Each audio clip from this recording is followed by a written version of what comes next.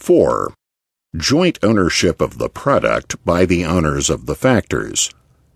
Let us first consider the case of joint ownership by the owners of all the final cooperating factors. It must be understood that factors of production include every service that advances the product toward the stage of consumption.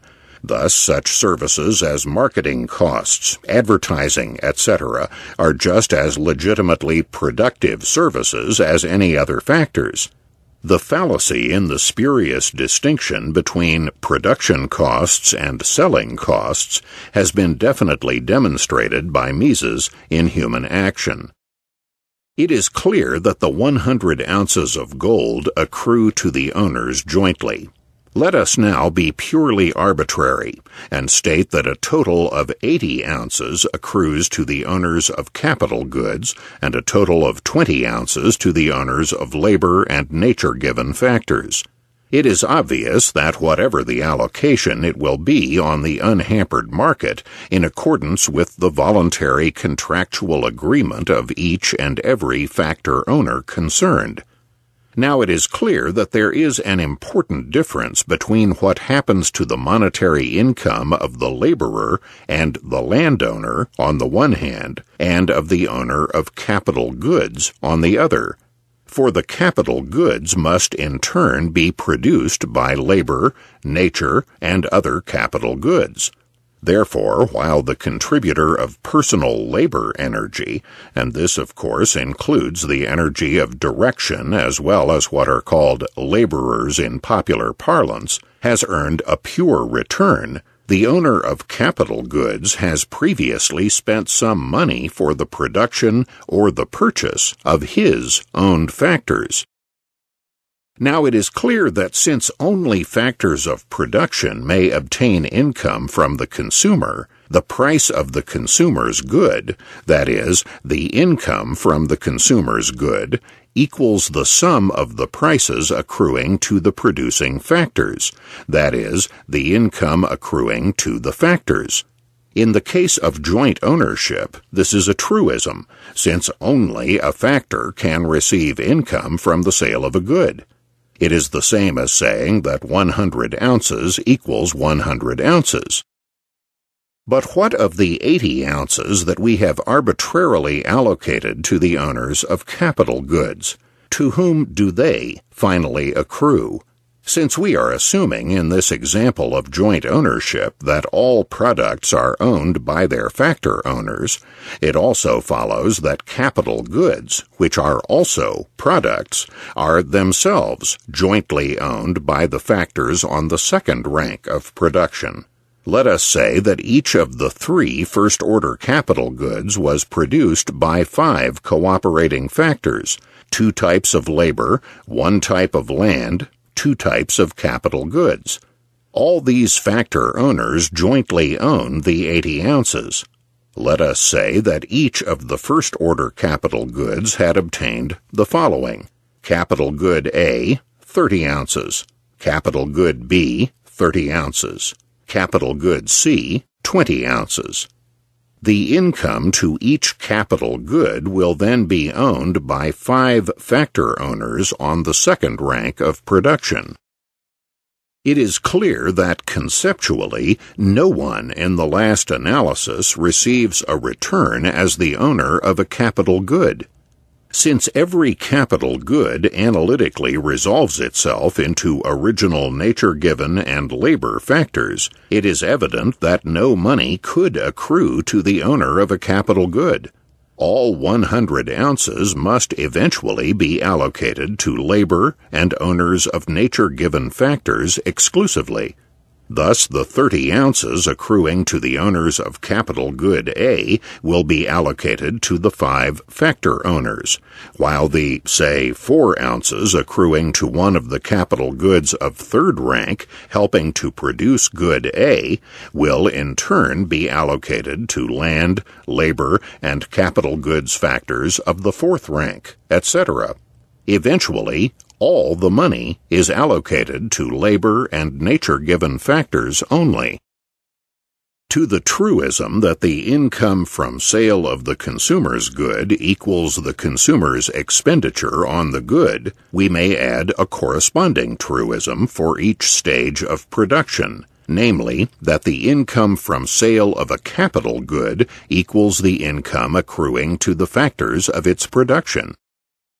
In the world that we have been examining, where all products at whatever stage are owned jointly by the owners of their factors, it is clear that first work is done on the highest stage. Owners of land and of labor invest their land and labor to produce the highest order, in this case, the fifth capital good. Then these owners turn the good over to the owners of labor and land at the next lower stage. These produce the fourth order capital good, which in turn cooperates with labor and land factors on that stage to produce the lower order good, etc. Finally, the lowest stage is reached, and the final factors cooperate to produce the consumer's good. The consumer's good is then sold to consumers. In the case of joint ownership, then, there does not arise any separate class of owners of capital goods.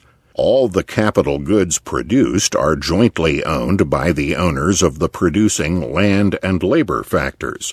The capital goods of the next lower order are owned by the owners of the land and labor factors at the next lower stage, along with the previously cooperating owners, etc. In sum, the entire capital goods structure engaged in any line of production is jointly owned by the owners of land and labor, and the income gained from the final sale of the product to the consumers accrues only to the owners of land and labor. There is no separate group of owners of capital goods to whom income accrues. In practice, one or more persons can be the owners of any of the factors. Thus, the original factors might also be jointly owned by several persons. This would not affect our analysis. The only change would be that the joint owners of a factor would have to allocate the factor's income according to voluntary contract, but the type of allocation would remain the same. It is obvious that the production process takes time, and the more complex the production process, the more time must be taken. During this time, all the factors have had to work without earning any remuneration. They have had to work only in expectation of future income. Their income is received only at a much later date. The income that would be earned by the factors in a world of purely specific factors depends entirely on consumer demand for the particular final product. If consumers spend 100 ounces on the good, then the factors will jointly earn 100 ounces. If they spend 500 ounces, the factors will earn that amount. If they spend nothing on the product, and the producers have made the enormous entrepreneurial error of working on a product that the consumers do not buy, the factors earn precisely zero. The joint monetary income earned by the owners of the factors fluctuates pari passu with consumer demand for the product. At this point, a question naturally arises. What happens to owners of factors who earn a zero return? Must they starve? Fundamentally, we cannot answer this question for concrete individual persons, since economics demonstrates truths about functional earnings in production and not about the entire earnings of a given person. A particular person, in other words, may experience a zero return on this good, while at the same time earning a substantial return on ownership of another piece of land. In cases where there is no such ownership in another area, the individual may pursue isolated production that does not yield a monetary return, or, if he has an accumulated monetary cash balance, he may purchase goods by reducing the balance. Furthermore, if he has such a balance, he may invest in land or capital goods, or in a production organization owning them in some other line of production. His labor, on our assumptions, may be a specific factor, but his money is usable in every line of production. Suppose we assume the worst possible case, a man with no cash balance, with no assets of capital, and whose labor is a specific factor, the product of which has little or no consumer demand. Actually, this case cannot occur, since labor, as we shall see, is always a non-specific factor. Is he not truly an example of an individual led astray by the existence of the market and the specialization prevalent on it?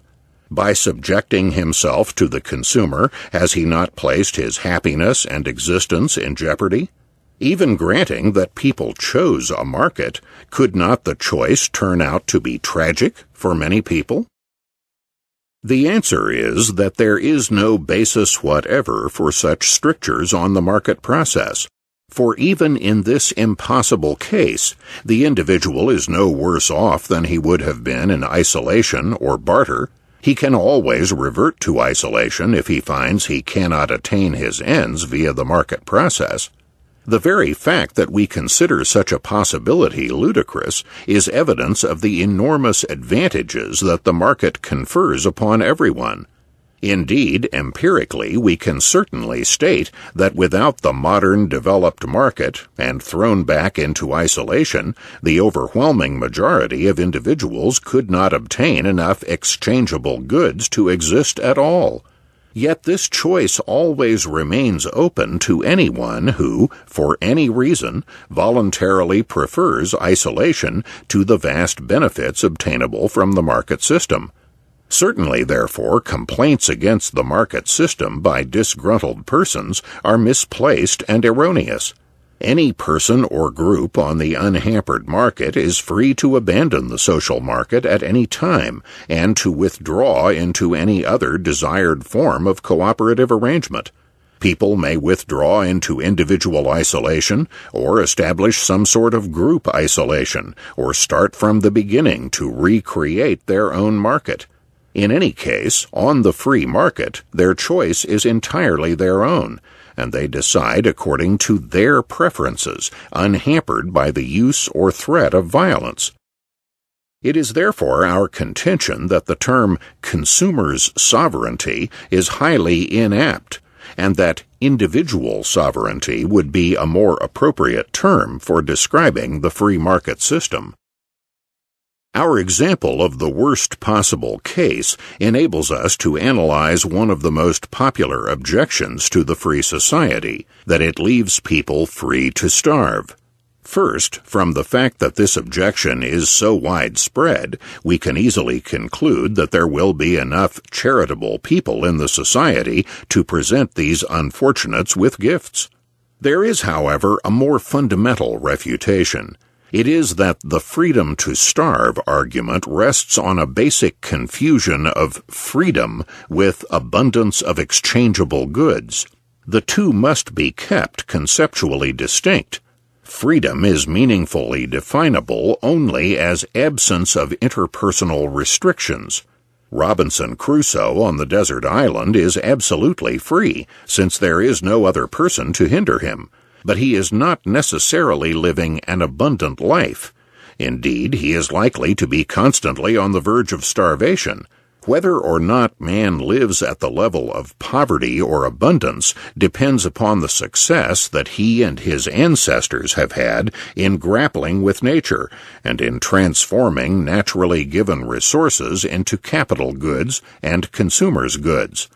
The two problems, therefore, are logically separate. Crusoe is absolutely free, yet starving, while it is certainly possible, though not likely, for a given person at a given instant to be a slave while being kept in riches by his master. Yet there is an important connection between the two, for we have seen that a free market tends to lead to abundance for all of its participants, and we shall see that violent intervention in the market and a hegemonic society tend to lead to general poverty. That a person is free to starve is therefore not a condemnation of the free market, but a simple fact of nature.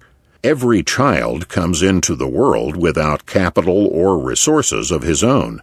On the contrary, as we shall see further, it is the free market in a free society that furnishes the only instrument to reduce or eliminate poverty and provide abundance.